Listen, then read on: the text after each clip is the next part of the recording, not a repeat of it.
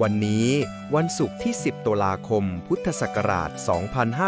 2568 แรม 3 ค่ำ เดือน 11 ในปฏิทินจันทรคติครับ ยอมรับตามจริง อ่อนโยนกับตนเอง เชิญสวดทำวัดเช้าครับ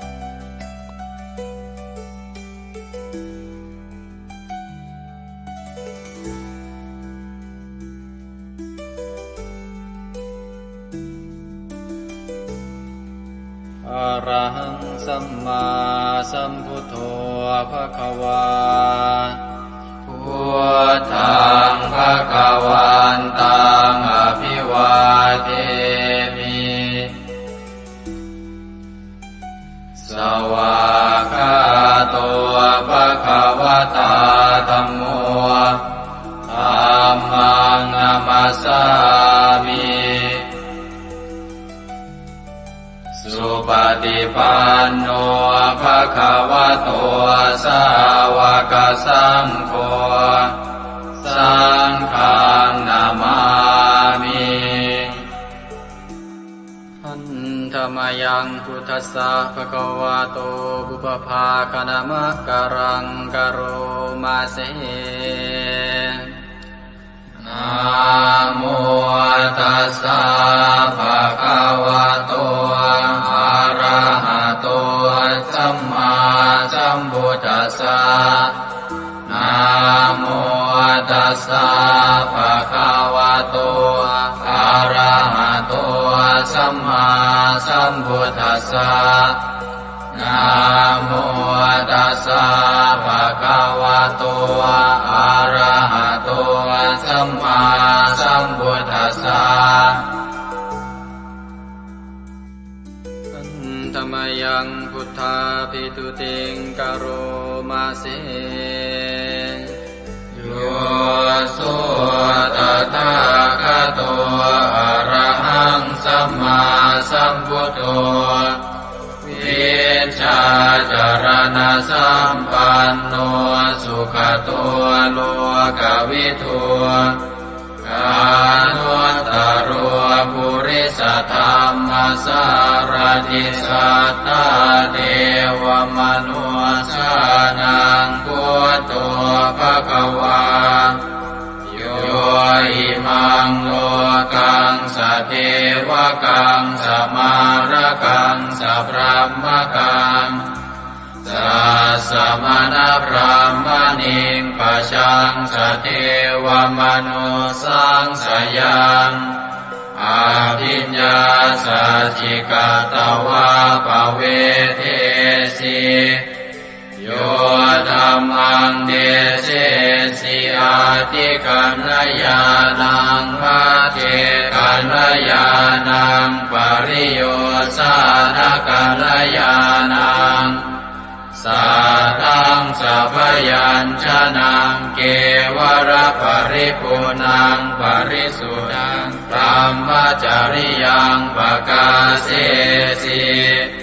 ตามหังภควันตังอภิปูชยามิตามหังภควันตังศิรสานามามิธรรมยังธัมมาภิตุติงกโรมาเสโยโสสวากขาโตภควตาธัมโม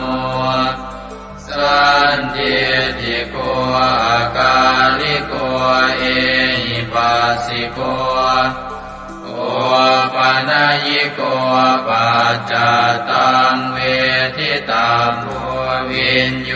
หิธัมมังธัมมังอภิปูชยามิธัมมังธัมมังศิรสานามา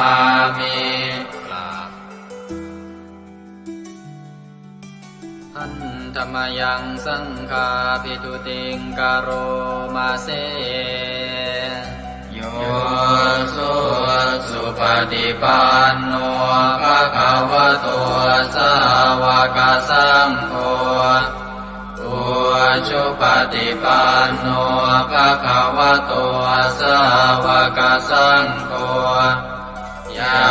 ยาปฏิปันโนภะคะวะโตสาวกสังโฆสามีจิปฏิปันโนภะคะวะโตสา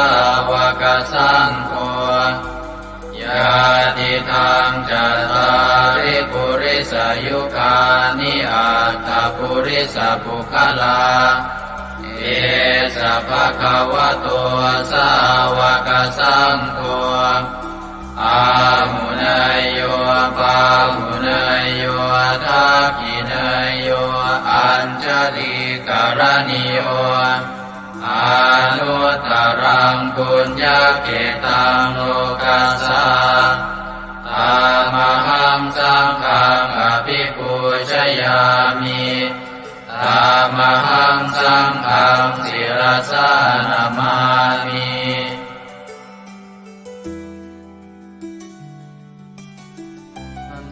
ธรรมยังรัตนตยปนามคาทายโยเจวะสังเวคาปริจิตนาปาทัญจะปนามาสิพุทโธสุสุโธกรุณามหานโวโยจันตสุทาภรยานโลจโนโลกัสสะปะปุปกิเลสขาตะโกวันธามิพุทธังอหมาทะเรนตังธัมโมปฏิโพวิยตัสสะสัตถุโนโยมะคปปะกามตะเพทพินนโกโลกุตโรโยจะตถาคติปโนวันธามิธัมมังอหมาทะเรนตังสังโฆ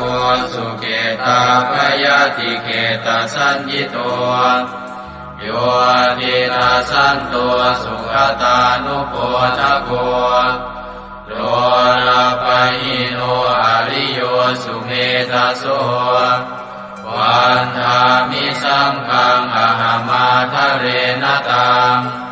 อิเจวะเมกันตภิกขุชเนยกังวัตถุตยังวันทยตาภิสังคตังปุญญังมายายังมะมะสะภุปัตถวามาหุนตุเวตัสสะปะภาวะสิทธิยาอิทัตถาคโตโลเกอุปันโนอะระหังสัมมาสัมพุทโธธัมโมจะเทสิโตนิยานิโกอุปัสสมิโกปรินิพพานิโกสังโฆทัคามิสุขตาภเวทิโตมายันตังธัมมังสุตวาเอวังชนามาชาติปิทุกขาชาราปิทุกขามรณะปิทุกขังโสกปริเทวทุกขโทมานัสสุปายาสาปิทุกขังอาภิเยหิสัมปโยโคทุกโขภิเยหิวิปโยโคทุกโขยามปิชังนรปฏิตังปิทุกขังสังกิเตนะปัญจุปาทานขันธาทุกขาเสยยติทังรูปุปาทานขันโทเวทานุปาทานขันโทสัญญูปาทานขันโทสังขารุปาทานขันโทวิญญาณุปาทานขันโทเยสังปริยายาอารมาโนโสภะคะวาเอวังพะหุลังสาวะเกวิเนติเอวังภาคาจะปนะสัพพะคะวะโตสาวะเกสุอนุสาสนีพะหุลาภวัตติรูปังอนิจจังเวทนาอนิจจาสัญญาอนิจจา สังขารานิจจาวิญญาณังอนิจจังรูปังอนัตตาเวทนาอนัตตาสัญญาอนัตตาสังขาราอนัตตาวิญญาณังอนัตตาสัพเพสังขารานิจจาสัพเพธัมมาอนัตตาติเตมะยังโอตินามหาชาติยาชารามรณีนาโสเกหิปาริเทเวหิทุเกหิโทมานาเสหิอุปายาเสหิทุกโคตินาทุกขปะเรตากาเปวานามิมัสสะเกวรัสสะทุกขคันทัสสะอันตะกิริยาปัญญาเยธาติจิระปะรินิพพุตัมปิตังภคะวันตังสรณังคตาธัมมันจะภิกขุสังฆัญจาตัสสะภะคะวะโตสาสนังยถาสติยะถาปรังมนัสสิกโรมะอนุปติปัชฌามาสาสะโนปฏิปติอิมัสสะเกวรัสสะทุกขคันทัสสะอันตะกิริยายาสังวัตตุอันธรรมยังอุริสนาทิฏฐานาคาทายโยปนามาเสอิมินาปุญญกัมเมนาอุปัชฌายาคุณุตตราอาจาริโยปการาจามาตาปิตาจยาตกาสุริโยจันทิมาราชาคุณาวันตานราปิตาพระมมาราชอินทราชาโลกาภาราชเทวตายาโมมิตามนุสสาจามัจจตาเวริกาปิจาสาเพสัตตาสุขิโหนตุ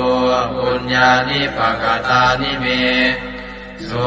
ขังจติวิทังเตตัวกิปังปาเปตโวมตังอิมินาปุญญกัมเมนาอิมินาอุทิเสนาจาเยวะหังสุรเพเจวะตันุปาทานาเชตนังเยสันตาเนหินาธัมมา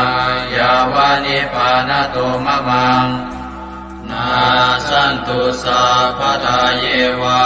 ยะถาชาโตภเวภเวอุชุจิตังสติปัญญาสันเลโกวิริยมหินามาลาลาพันตุโนกาสังกาตุนจาวิริเยสุเมพุทธาทิปาวโรนาโท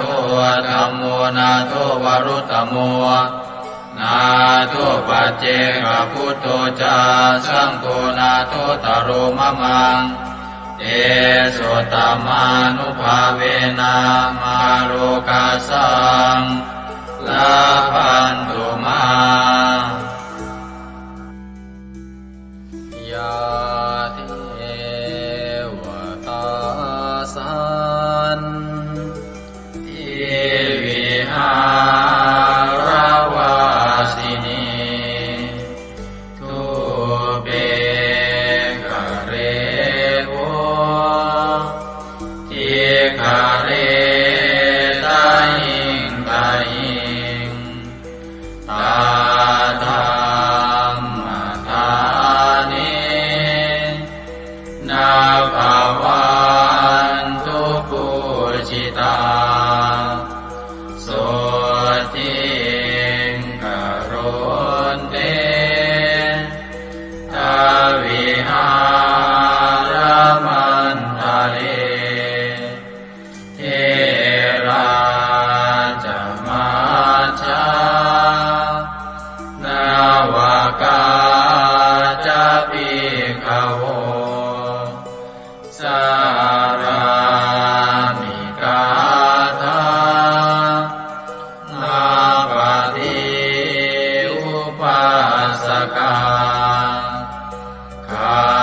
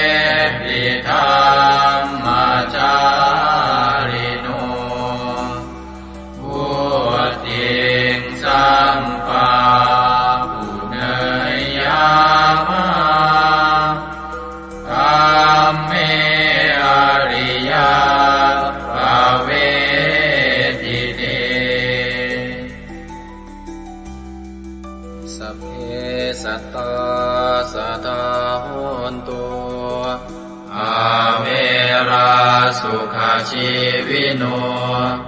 ขอให้สัตว์ทั้งหลายจงเป็นผู้ไม่มีเวรต่อกันและกันจงเป็นผู้ดำรงชีพอยู่เป็นสุขทุกเมื่อเถิดกาทังบุญยังพลังไมหังสัพเพภาคีภวันตุเตขอให้สัตว์ทั้งสิ้นนั้นจงเป็นผู้มีส่วนได้เสวยผลบุญอันที่ข้าพเจ้าได้บำเพ็ญแล้วนั้นเถิด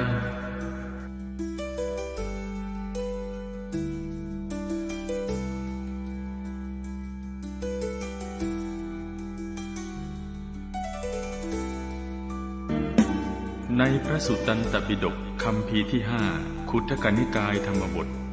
ได้เล่าเรื่องสมเด็จพระสัมมาสัมพุทธเจ้าทรงรับสั่งให้พระอานนท์ไปสวดรัตนสูตรช่วยให้เมืองไผ่สาลีพ้นภัยพิบัติทั้ง3ประการ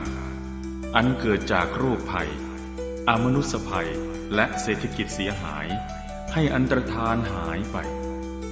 เราทั้งหลายโปรดตั้งใจประกอบไปด้วยเมตตาความปรารถนาดีต่อสรรพสัตว์ทั้งหลาย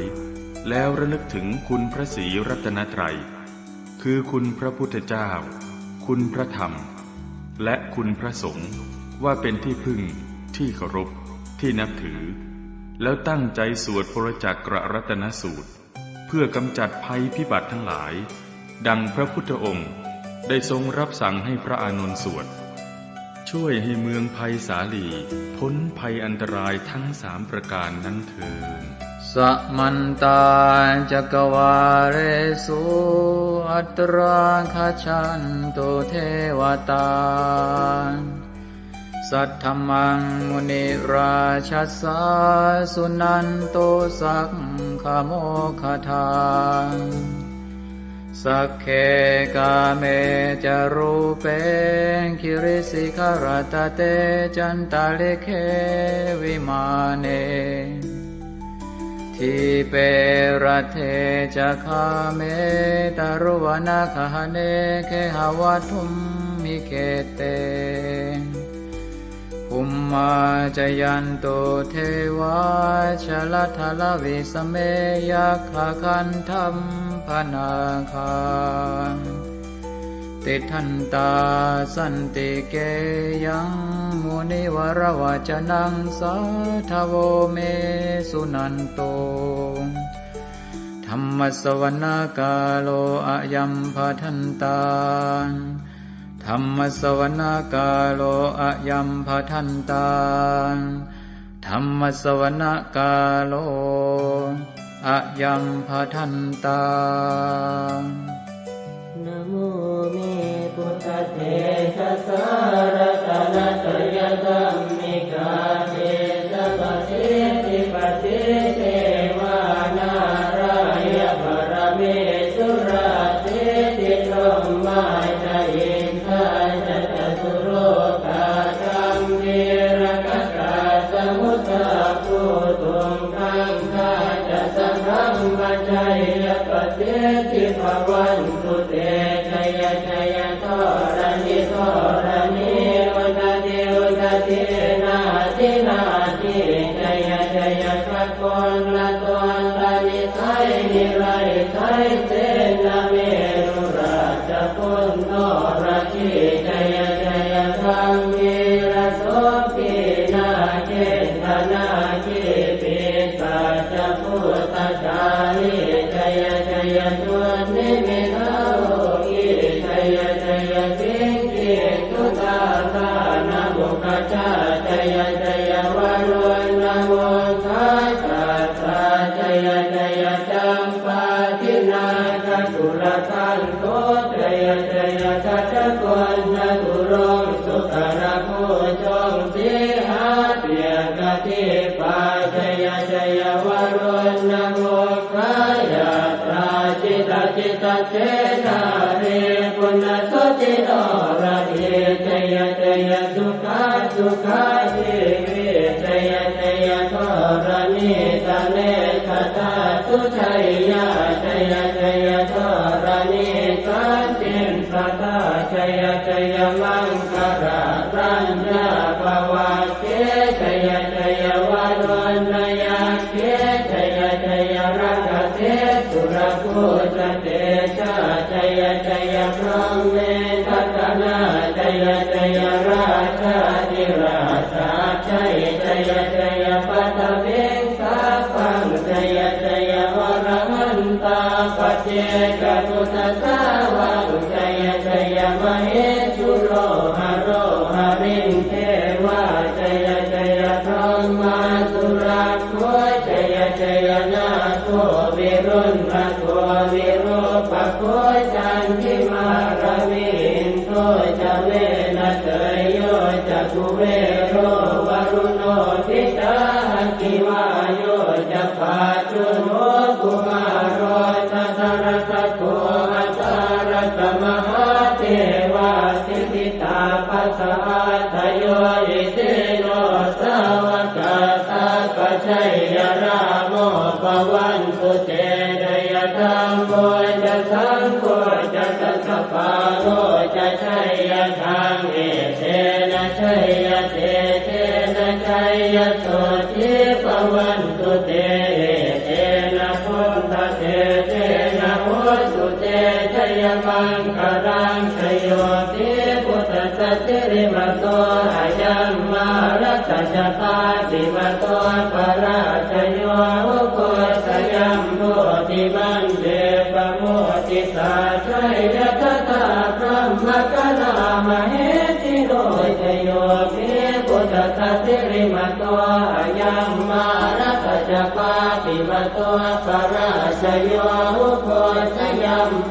ธิมันเดปโมติสาชัยยตถาอินทกนามเหติโรชโยติพุทธสัจจิริมโต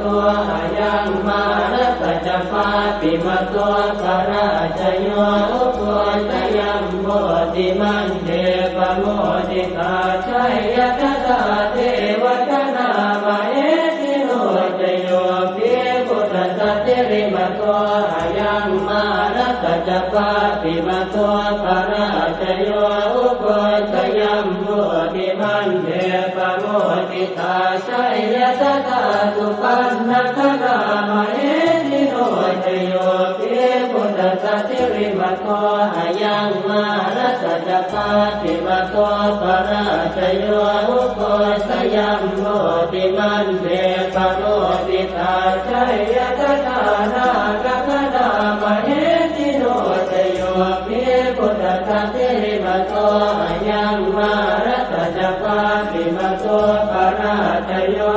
โกสยัมโพธิมันเดปโมติสาชัยยตถาสัพพะมกนามเหติโรชยันโตโพธิยาโมเรสักยานังนันทิวัตตโนเดวังภวังวิจโยโหหิจยาตุชยมังคะเลอปราชิตปัลลังเกติเสปทวิโภคะเรอภิเศษเกสาภพุทธานานังกัปปะโตปโมทะเทสุนันทตังสุมังคลังสุปาปะตังสุโหติตังสุขโนสุโมโหตัวจะสุเยสังพรหมจาริตุปัฏฐาตินังกายกัมมังวาจากัมมังปัฏฐาตินังปัฏฐาตินังมโนกัมมังปณิทิเตปัฏฐาตินาปัฏฐาตินานิกัตตวานรกันตาเจปัฏฐาติเมเตอัตรัสสะสุขิตาเวรุณาพุทธศาสเนอโรคาสุขิตาโหตัสสะสัพเพหิยาติภิกขุนันตัวโกโตเยเทวาสมิทาเนอติรตาติกายุกาสดาโหตัวสุขิตาโหตัวสัพพตารักขันตัวสัพพสัตตารังรักขันตัวจิตสัสนังยาทาติปัฏนาเตสัสสะเวกุเรนโยมโนรัทายุตกาเลภวัตสันตุวัตสังวัสสะลาโรคาจุปัสสวะเตทันนิวาเรนโตจัสสะปะตากายสุขังเกเตสุขังวรหันตุ ยัตตารัง โพชังโพสติสังขาโต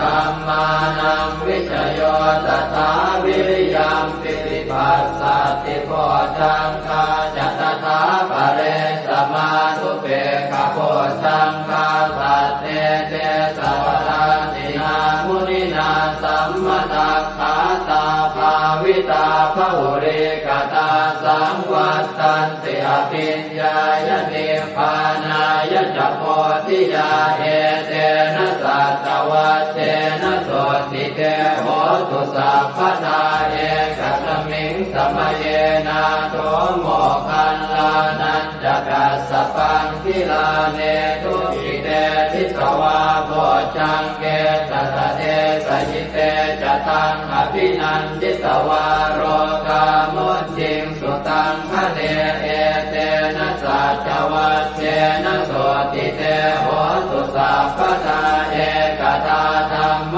ราชาปิเกลันเยนาภิปิริโตจนทัสเถเรนะตัญเยวะปนาเปตวานัสสาธรังสัมโพธิสวาจาปาทาตัมหาวุฒาสิทานะโสเอเตนะสัจวัตเตนะโสติเตโหตุสัพพทาปะหินาเตจาปาทาตินันนังติมเหสินังมาคาตะกิเลสาวะปัตตานุปัสสิธรรมตังเอเตนะสัจวัตเตนะโสติเตโหตุสัพพทายันทุนนิมิตตังอวมังคลันจะโยจามนาโพสกุณาสสัตโตปาปังกโหตัวสุปินังอาการตังพุทธานุภาเวนวินาสเมนตุยันทุนนิมิตตังอวมังคลันจะโยจามนาโพสกุณาสสัตโตปาปังกโหตัวสุปินังอาการตังธรรมานุภาเวนวินาสเมนตุยันตุนิมิตตังอวมังคลันจะโยจามนาโพสกุณาสสัตโตปาปังกโหตัวสุปินังอาการตังสังฆานุภาเวนวินาสเมนตุอัตถิโอนหิสวิสโยธัมโมโลเกอนุสโรสัพพสัตตหิตัฏฐายตังภวังคันหาหิเทวเทปริวัชเชราชทันเทอมนุสเสหิปาวะเกปยาเกนาเกวิเศโมเทอากาลมรเนนวาสัพพัสสมามรณามุตโตตเปตวากาลมาริตังตัสเสวะอานุภาเวนะโหตุเทวสุขิสตาสุตสีลังสมาทายธัมมังสุจริตังจเรตัสเสวะอานุภาเวนะโหตุเทวสุขิสตาเลกิตังติติตังโพจังภารนังวาจนังครุงปะเรสังเทสนังสุตวาทัสสะอายุภวัฏติเอวเมสุตังเอกังสมยังภควาภาลานัสสิยังวิหารติสิปตเนนิกทาเยตัตตระโภภควาปัญจวัคคีเยภิกขุอามันเตติเทวเมภิกขเวหันตาปัปปจิเตนะเสริตัพพายโยดายังคาเมสุขามนุพันธิกานุโยโภหิโนธัมโมโพธุตนิโกอนัริโยอนัตถสันติโตโยจายังอัตตกิลมัฏฐานุโยโกตุโกอนัริโย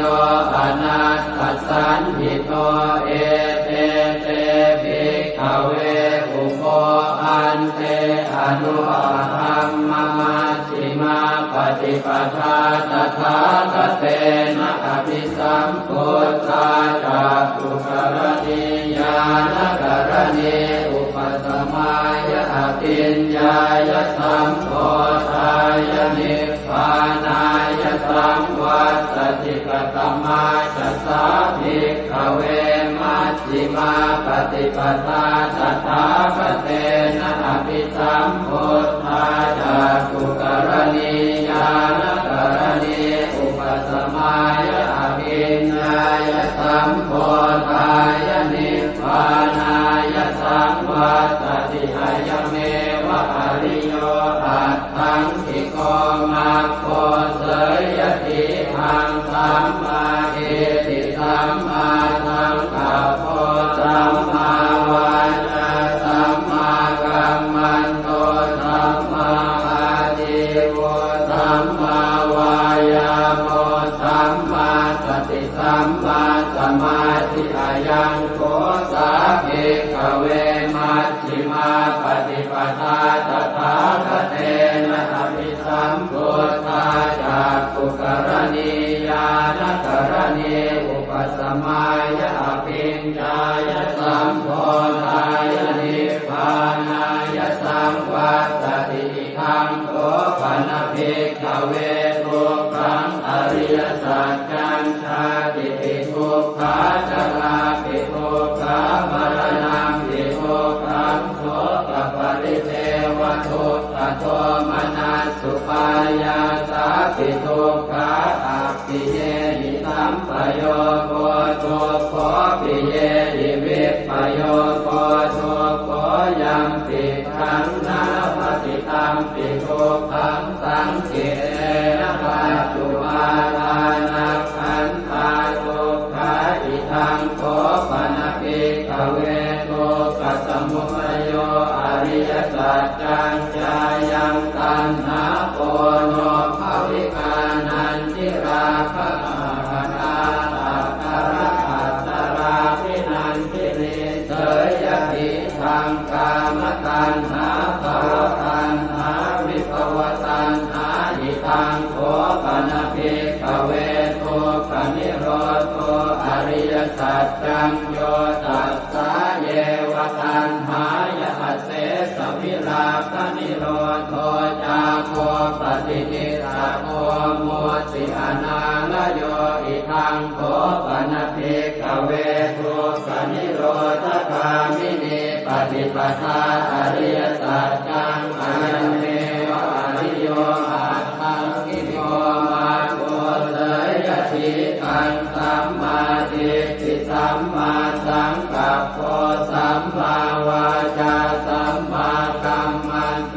สัมมาอาชีวะสัมมาวายาโมสัมมาสติสัมมาสมาธิทังทุกขังอริยสัจจันติเมภิกขเวโภเปอนันโนสุเตสุตัมเมสุจักขุงอุทธปาทิญาณังอุทธปาทิปัญญาอุทธปาทิเวชาอุทธปาทิอาโลโกอุทธปาทิสังโฆปณิทังทุกขังอริยสัจจังปริโยยันติเมภิกขเวโภเปอนันโนสุเตสุตัมเมสุจักขุงอุทธปาทิญาณังอุทธปาทิปัญญาอุทธปาทิเวชาอุทธปาทิอาโลโกอุทธปาทิตังโฆปณิทังทุกขังอริยสัจจังปริญญาตันติเมภิกขเวโภเปอนันโน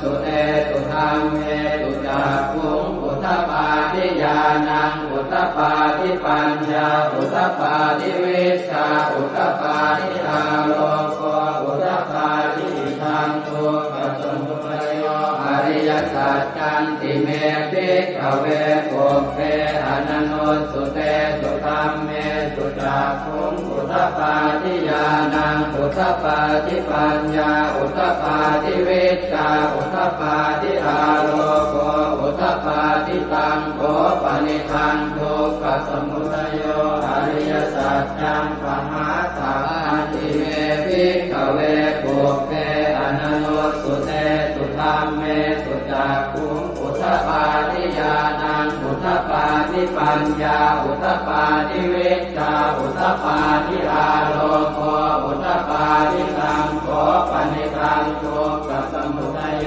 อริยสัจจังอนินันติเมภิกขเวปุเปอนันโนสุเตสุธัมเมสุจักขุงอุทธปาทิญาณังอุทธปาทิปัญญาอุทธปาทิวิชชาอุทธปาทิอาโลโกอุทธปาทิอิทังโตขันนิโรโธอริยสัจจันติเมภิกขเวปุเปอนันโนสุเตสุธัมเมสุจักขุงอุทธปาทิญาณังอุทธปาทิปัญญาอุทธปาทิวิชชาอุทธปาทิอาโลโกอุทธปาทิตังโกปณิธังโกปณิโรโธอริยสัจจังสัจจิกาตมังติเมภิกขเวปุเปอนันโนสุเตสุธัมเมสุจักขุงอุทธปาทิญาณังอุทธปาทิปัญญาอุทธปาทิวิชชาอุทธปาทิอาโลโกอุทธปาทิตังโกปณิธังโกขันนิโรโธอริยสัจจังสัจจิกตังติเมภิกขเวปุเปอนันโนสุเตสุธัมเมสุจักขุงอุทธปาทิญาณังอุทธปาทิปัญญาอุทธปาทิวิชชาอุทธปาทิอาโลโกอุทธปาทิทังโกขันนิโรธคามินีปฏิปทาอริยสัจจันติเมภิกขเวปุเปอนันโนสุเตสุธัมเมสุจักขุงอุทธปาทิญาณังอุทธปาทิปัญญาอุทธปาทิวิชชาอุทธปาทิอาโลโกอุทธปาทิตังโกปณิธังโตขันนิโรธคามินีปฏิปทาอริยสัจจังภาเวตพันติเมภิกขเวปุเปอนันโนสุเตสุธัมเมสุจักขุงอุทธปาทิญาณังอุทธปาทิปัญญาอุทธปาทิวิชชาอุทธปาทิอาโลโกอุทธปาทิตังโกปณิธังทุกขนิโรธคามินีปฏิปทาอริยสัจจังภาวิตันติเมภิกขเวปุเปอนันโนสุเตสุธัมเมสุจักขุงอุทธปาทิญาณังอุทธปาทิปัญญาอุทธปาทิวิชชาอุทธปาทิอาโลโกอุทธปาทิยาวกีวันจะเมภิกขเวอิเมสุจตุสุอริยสัจเจสุเอวันติปริวัตังภวาทสาการังยถาภูตังญาณทัสสนังนัสุริสุทังอโหสิเนวตาวาหังภิกขเวสเทวเกโรเกสมาระเกสธรรมเกสัสสมณธรรมนิยาปัจจายสเทวมนุสสายอนุตตรังสัมมาสัมโพธิอภิสัมพุทโธปัญจัญญาสิงยโตจะโพเมภิกขเวอิเมสุจโตสุอริยสัจเจสุเอวันติปริวัตตังภวาทสาการังยถาภูตังญาณทัสสนังสุวิสุทังอโหสิอัฏฐาหังภิกขเวสเทวเกโลเกสมาระเกสธรรมเกสัสสมณธรรมนิยาปัจจายสเทวมนุสสายานุตตรังสัมมาสัมโพธิอภิสัมพุทโธปัญจัญญาสิงญาณัญจปนเมทัสสนังอุทธปาทิอโภคาเมวิมุตติอายันติมาคาตินาทิธานิปุนาภโวตินิธรรมโวจะภควาอัตถมานา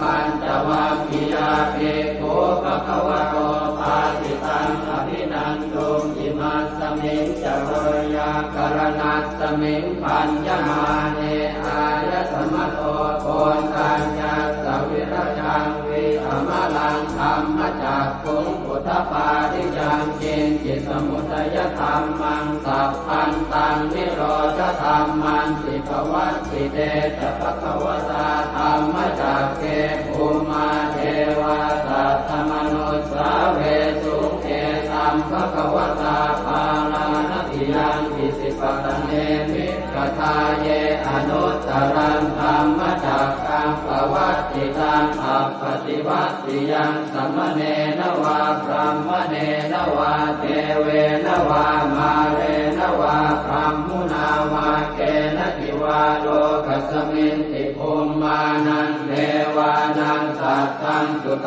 วาจาตุมมหาราชิกาเทวาสัตถมนุสสาเวสุงจาตุมมหาราชิกานังเทวานังสัตตังสุตวาตาวติงสาเทวาสัตถมนุสสาเวสุงตาวติงสานังเทวานังสัตตังสุตวายามาเทวาสัตถมนุสสาเวสุงยามานังเทวานังสัตตังสุตวาตุสิตาเทวาสัตถมนุสสาเวสุงตุสิตานังเทวานังสัตตังสุตวานิมมานรติเทวาสัตถมนุสสาเวสุงนิมมานรตินังเทวานังสัตตังสุตวาปรนิมมิตวัสสวัตติเทวาสัตถมนุสสาเวสุงปรนิมมิตวัสสวัตตินังเทวานังสัตตังสุตวาพรหมกายิกาเทวาสัตถมนุสสาเวสุงเอตัมภควตาภาลานัติยังอิสิปะเนมิกทาเยอนุตตรังธรรมจักขังภวัตติตังอัปปติวัตติยังสัมมเนนวาพรหมเนนวาเทเวนวามาเรนวาพรหมุนาวาเกณทิวาโลกัสมินติอิติหะเตนะคะเนนะเตนะโมโหเตนะยาวะพรหมโลกาสัตโตอโภคาสิอายัญจตัสสะหัสสีโลกธาตุสังกัปปิสัมปะกัปปิสัมภเวทิอัปปมาโนจะโอลาโลโอปาโสโลเกปาตุละโหสิอติกัมเมวะเทวานังเทวานุภาวังอัตโขภควาอุทานังอุทาเนติอัญญาสิวัตโพโกนทัญโยอัญญาสิวัตโพโกนทัญโยติติทังอายสมัตโตโกนทัญญาสอัญญาโกนทัญโยตเววนามังอาโหติยานิทัพโพตานิสมาคตานิโภมานิวายานิวาอันตะเอเกสัพเพวะโพตาสุมานาภวันตุอะโทปิตากัลลตุนันตุปาสิตังสัตตมะหิโพตานิสาเมตัสสะเพเมตังกโรธรรมานุติยาปัจจายติวาจารัตโตจารันติเยวะเลกัสสมาหิเนรักขตาอัปปมัตตายังเกจิเวตังอิทวาหุรังวาตาเกตุวายังรัตนังปณิตังนโนตมังอาติกถาคเตนะอิทังปิโกเสรัตนังปณิตังเอเตนะสัจเจนะสุวัตติโหสุขยังวิราคังอมตังปณิตังยตาจักขาสักขยามิสมาหิโตนะเตนะธรรมเมนะสมาธิจิตติธัมปิธัมเมรัตนังปณิตังเอเตนะสัจเจนะสุวัตติโหสุยัมปุณณเตโสปริวันนะเยสุติสมาธิมานันตริกัญญมาหุสมาธินาเตนะสโมนะเวชติธัมปิธัมเมรัตนังปณิตังเอเตนะสัจเจนะสุวัตติโหสุเยปุคคลาอัตตสตังปัสสัทธาจัตตาริเอตานิยุคานิโหติเตนะขินายาสุขตัสสะสาวกาเอเตสุทินนานิมหาภลานิหิตังปิตังเกรัตนังปณิตังเอเตนะสัจเจนะสุวัตติโหสุเยจุกโยตามนัสสาดันเนนะเนกามิโนโค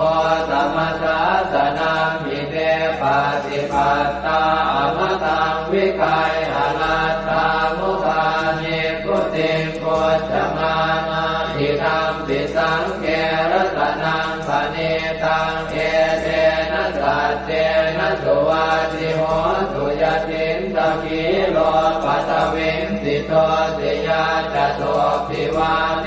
ติอาสัมปะกัมสิโยตโทปะมังสัพพุริสังวทามิโยอริยสัจจานิอเวจปัสสติธรรมปิสังเกรัตนังปณิตังเอเตนะสัจเจนะสุวัติโหตุเยอริยสัจจานิวิภาวยันติคัมภีรปัญเจนะสุเตติตานิจิตจาภิเตโหติพุทธัปปมัตตานะเตภวังอัสสมมาทิยันติธรรมปิสังเกรัตนังปณิตังเอเตนะสัจเจนะสุวัติโหตุสหาวาสทัสสนสัมปทายตยาสุธรรมาชหิตาภวันติสักกายเจติวิจิติสิทันจะศีลปะทังวาปิยทัสสิกินจิต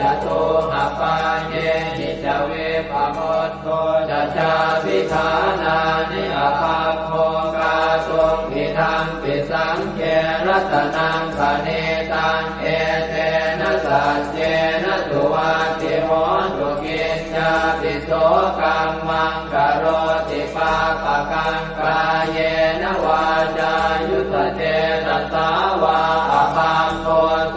ตัสสะปฏิจจทายะอภาปตาเจตปทัสสะโอ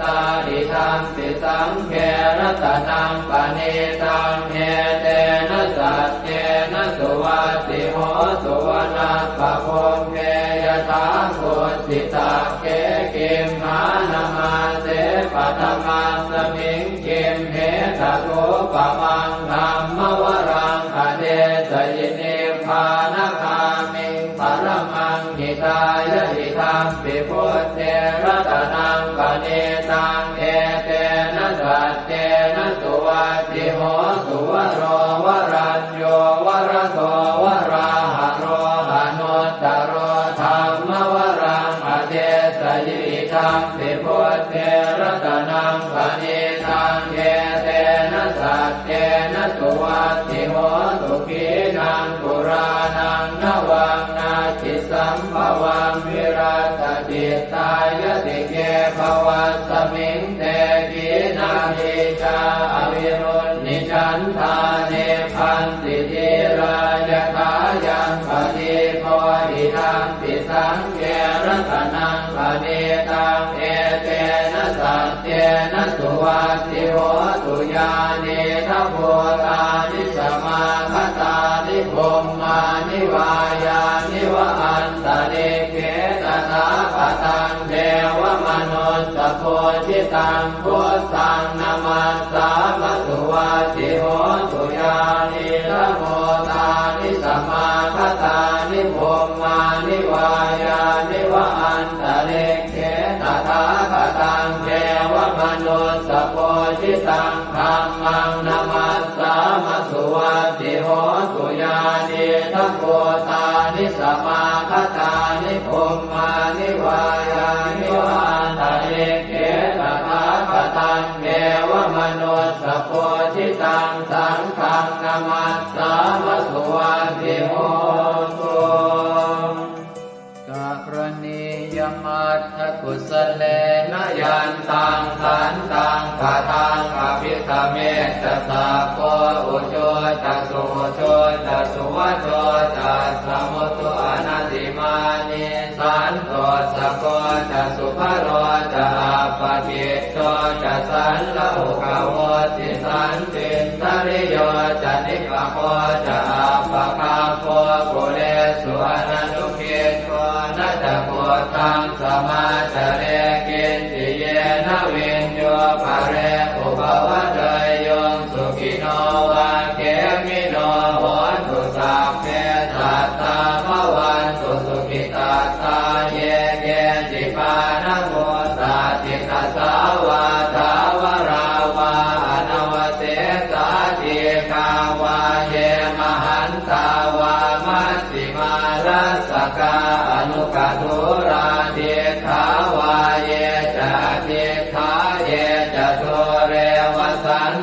วิตุเรปุตาวาสัมภเวสีวาตาเพ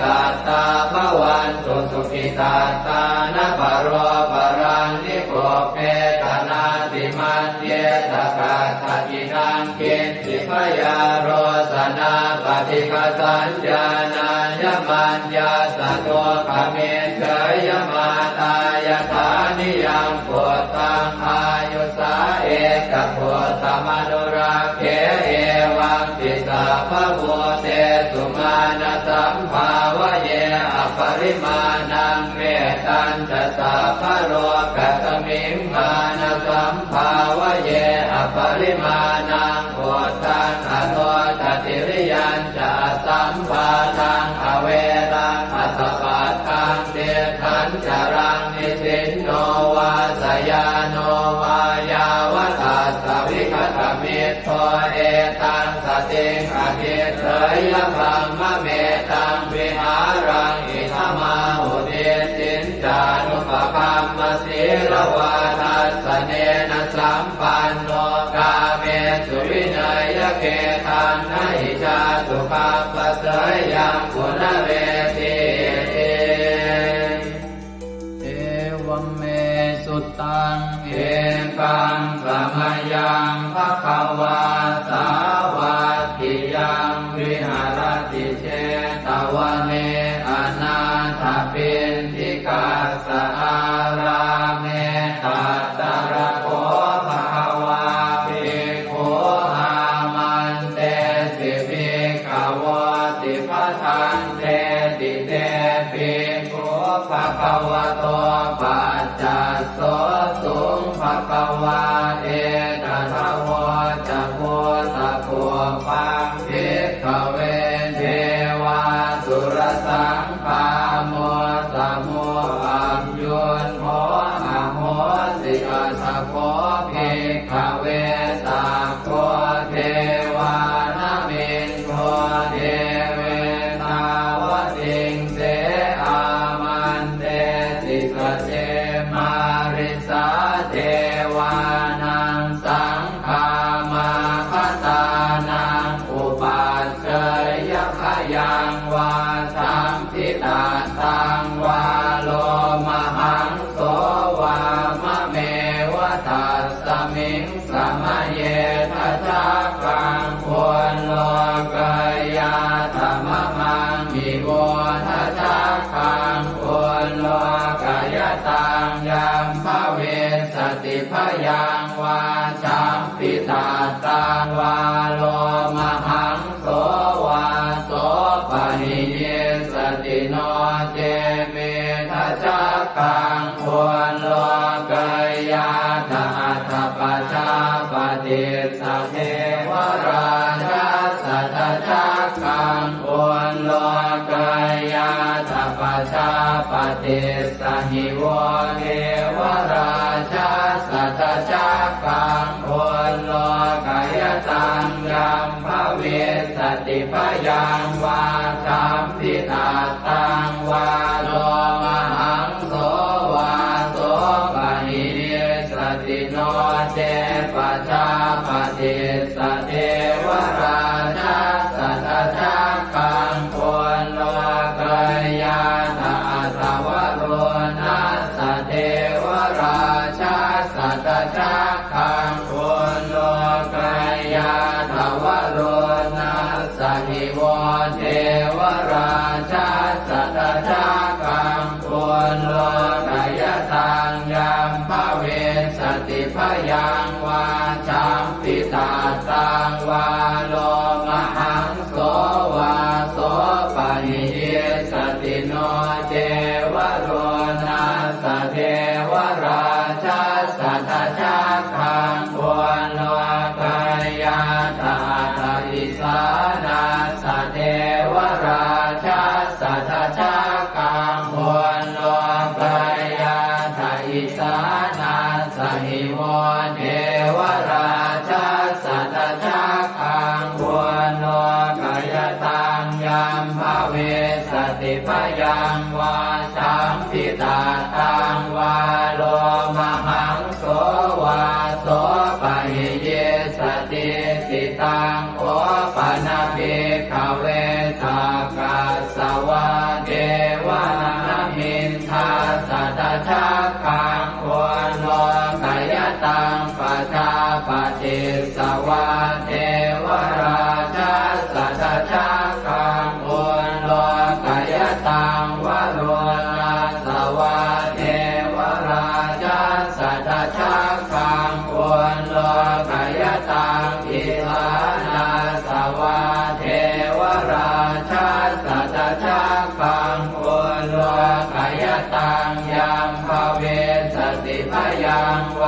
สัมพิตาสังวาโล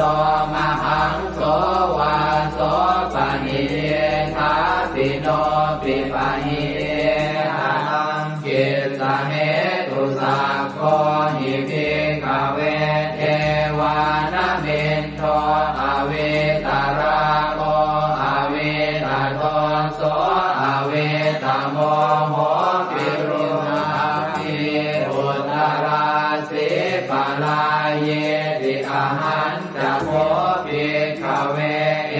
วังวะกามิสเจตุมหากังภิกขเวอรัญญคตานังวารุขโมลคตานังวาสุญญาภารคตานังวาอุปัชฌ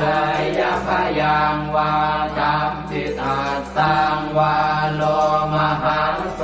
วามะเมวะตัสสมิงสมะเยอนุสรยานาอิติปิโสภะคะวาอะระหังสัมมาสัมพุทโธวิชาจารณะสัมปันโนสุขโตโรภวิโตอนุตตรปุริสธรรมสารทิสัทธาเดวมนุสสานังพุทโธภควาติมะมังมิโวภิกขเวอนุสรตังยัมภเวสติพยังวาทัมพิอาตังวาโลมหังโสวาโสปะหิเยสติโนเจมังอนุสรยาทาทธรรมังอนุสรยาทัสสวาภาโตภควตาธัมโมสันจิติโก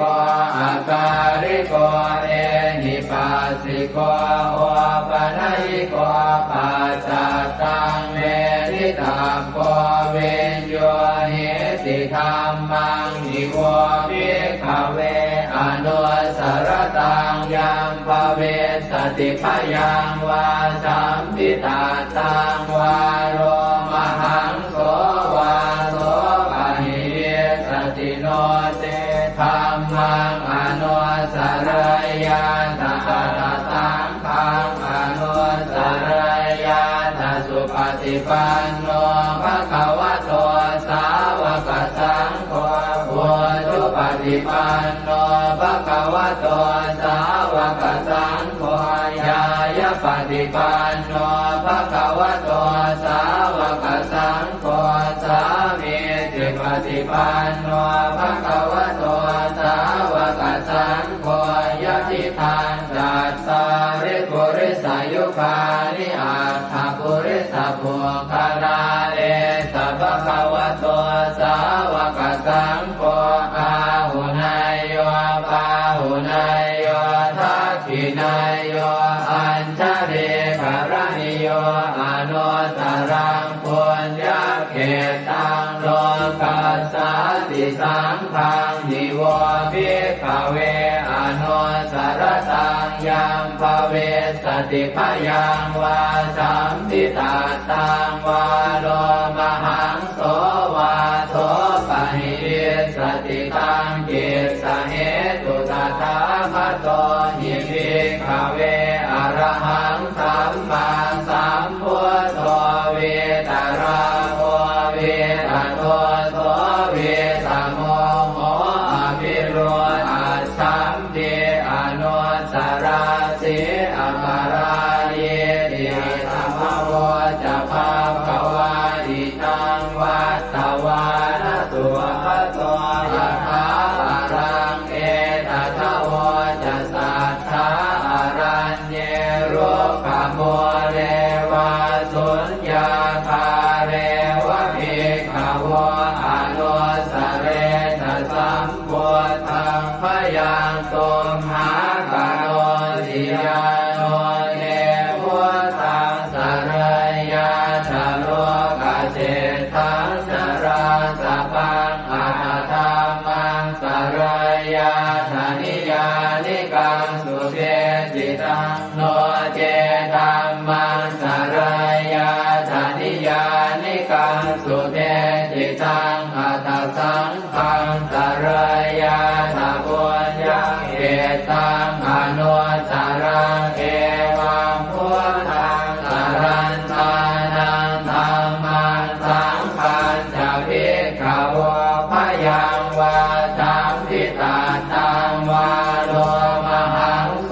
รหิสจิติเวปัสเสสนมาตุจักขุมาตาสสิเรมะโตสิกิตปินามาตุสัพพะโพธานุกัมปิโนเวสะโพสนามาตุนะหาตกาสัตตปัสสิโนนามาตุกะปุสันทัสสมารเสนาปมาทิโนโพนามมนาสนามาตุพระมนาสวุสีมโตกาสปัสสนามาตุเวภาวตัสสะสัพพะเทอังเกรสัสสนามาตุสักกายโพตัสสะติเรมะโตโยอิมังธัมมะมะเทเตสิสัพพะทุกขาปโนทนังเยจาปิเนพุทธาโรเกยถาภูตังวิปัสสิสุงเตชนะอภิสุนามหันตาเวตัสสารธาหิตังเทวมนุสสานังยังนามัสสันติโกตมังเวชาจารณสัมปันนังมหันตังเวตัสสารทังนะโมเมสัพพะโพธานังอุปันนานังมเหสินันตันหังกโรมหาวีโรเมทังกโรมหายโสสรนังกโรโลกหิโตทิปังกโรชุตินทโรโคทัญโยชนะปาโมโคมังคโลปุริสาสะโพสุมโนติโรเรวะโตรติวัตโนโสภิโตคุณสัมปันโนอโนมัสสิชโนตโมมัทุโมโลกปัจโชโตนารโตวรสารถิปทุโมตโรสัตตสารโรสุเมโตอัปปติโกภโลสุชาโตสัพพโลกาโคปิยทัสสินาราสโมอาทัสสิการุณิโกธรรมทัสสิธรรมโมนุโตเสทัสโตอัตโมโลเกติโสจวัตตังวโรกุโสจวรโตพุทโธวิปัสสิจานุปโมสิกิสัพพหิโตสัทธาเวสภูสุขทายโกกัปปุสันโทสัตวาโหโกนาคมโนลนันทโหกัสสโพสิริสัมปันโนโพตโมสักกายพงขโวเอเตจันเยจะสัมโพธาอเนกสัตตโพตโยสัพเพพุทธาอัสมาสมาสัพเพพุทธามหิติกาสัพเพทัสสะโลเว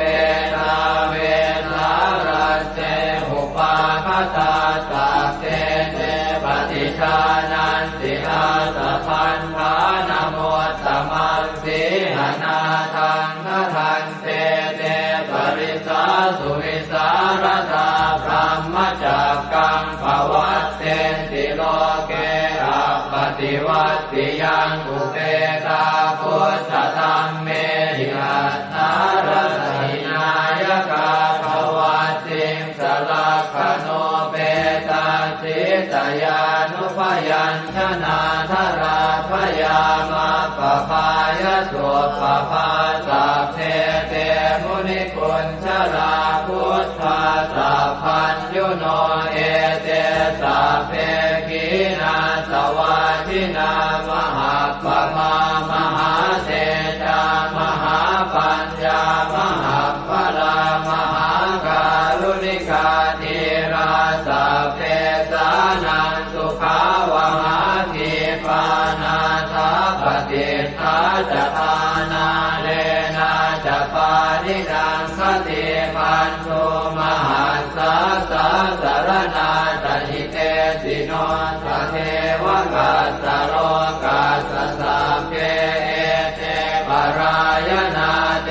สาหังศิลสาปาเทวันทามิปุริสุทธเมวัตสามนัสสะเจววันทาเมเตตถาคเตสยเนอาสเนทาเนขมเนจาปิสัพพทาสัตตาสุเกนราคันตุพุทธาสันติกราตุวันเตหิตวังรักขิโตสันโตมุตโตสัพพะเยนะจะสัพพะโลกวินิโมตโตสัพพะสันตาภวาชิโตสัพพะเวรมติกันโตนิโคโตจตุวังภวเต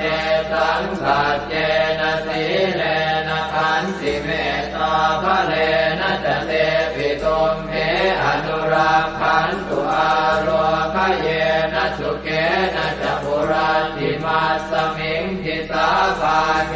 สันติโพตามเหติกาเตปิตุมเห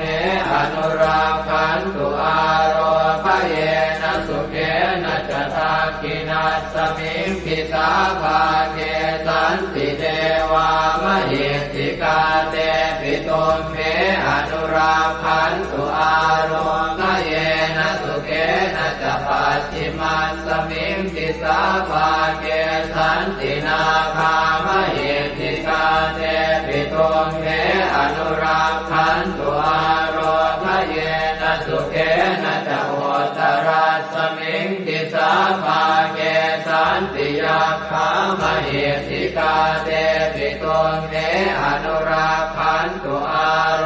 คเยนะสุเกนะจะปุริมาติสังคตรัตโธทากิเนนะวิรุณหะโกปาติเมนะวิโรปะโคกุเวโรอุตรังปิสังกัตตาโรเจมหาราชาโรกปารายสัสสิโนเตปิตุมเหอนุรักขันตุอาโรคเยนะสุเกนะจะอากาสัทธาจะภูมิมันนาเทวานาคามเหติกาเตปิตุมเหอนุรักขันตุอาโรคเยนะสุเกนะจะนาทิเมสรนังอัญญังพุทโธเมสรนังวรังเอเตนะสัจวัชเชนะโหตุเตชยมังคลังนาทิเมสรนังอัญญังธัมโมเมสรนังวรังเอเตนะสัจวัชเชนะโหตุเตชยมังคลังนาทิเมสรนังอัญญังสังโฆเมสรนังวรังเอเตนะสัจวัชเชนะโหตุเตชยมังคลังยังเกณฑ์จิรตนังโลเกเวชติวิวิธังปุถุรตนังพุทธสมังนาติตาสมาโสติภวันตุเตยังเกณฑ์จิรตนังโลเกเวชติวิวิธังปุถุรตนังธรรมสมังนาติตาสมาโสติภวันตุเตยังเกณฑ์จิรตนังโลเกเวชติวิวิธังปุถุรตนังสังฆสมังนาติตาสมาโสติภวันตุเตสักกะตวะพุทธรัตนังโอสถังอุตตมังวรังหิตังเทวมนุสสานังพุทธเตเชนะโสตินานาสันตุปัสสวะสัพเพทุกขาโอปัสสเมตุเตสักกะตวะธัมมรัตนังโอสถังอุตตมังวรังปริยาโหปัสสมนังธัมมเตเชนะโสตินานาสันตุปัสสวะสัพเพพยาโหปัสสเมตุเต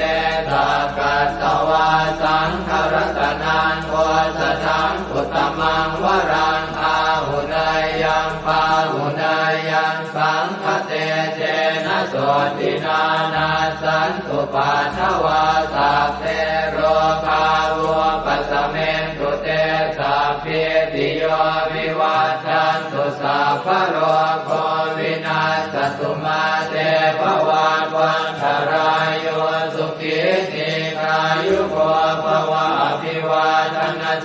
เรสเนจังวุธาปจายโนจัตตารโอธรรมาวัฏันติอายุวันโน